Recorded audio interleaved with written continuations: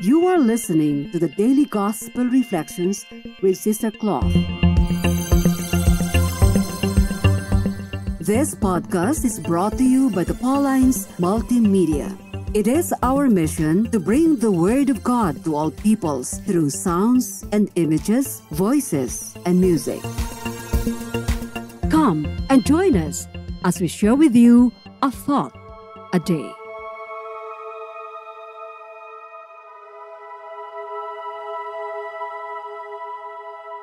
Our gospel reading is taken from St. John chapter 20, verses 1 to 2 and 11 to 18.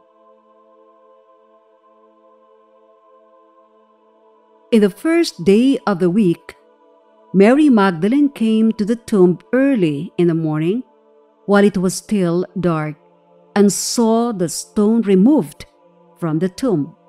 So she ran and went to Simon Peter and to the other disciple whom Jesus loved and told them, "They have taken the Lord from the tomb, and we don't know where they put him." Mary stayed outside the tomb weeping. And as she wept, she bent over into the tomb and saw two angels in white sitting there, one at the head and one at the feet where the body of Jesus had been. And they said to her, "Woman, why are you weeping?"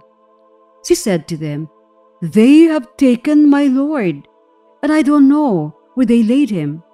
When she had said this, she turned around and saw Jesus there, but did not know it was Jesus.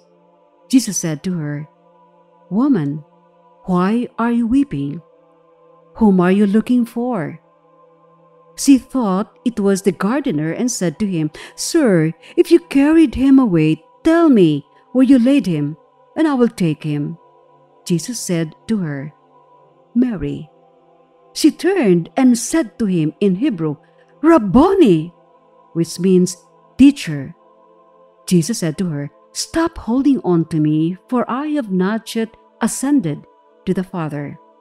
But go to my brothers and tell them, I am going to my Father and your Father, to my God and your God."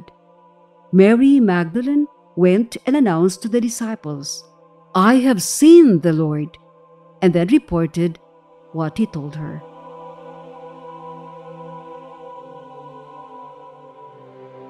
Today we celebrate the feast of Saint Mary Magdalene. Pope Francis considered her the apostle of the apostles. St. John gives us a rerun of Mary Magdalene's experience after the resurrection of Jesus. In today's gospel, we find her standing outside the tomb weeping. She probably wanted to be sure that nobody stole the body of Jesus and brought it somewhere else. Her love for Jesus was so intense that she wanted to give him a proper burial. And right there and then, Jesus appeared to her. She did not recognize him immediately until Jesus called out her name. What superabundant joy to know that God assures us of Jesus' living presence. I am touched by the very personal question of Jesus when he asked, "Woman, why are you weeping?" As if the same query is thrown to me too each time I complain and cry over little pains, disappointments, and heartaches without realizing that compared to Christ's passion and death on the cross, my sufferings are nothing.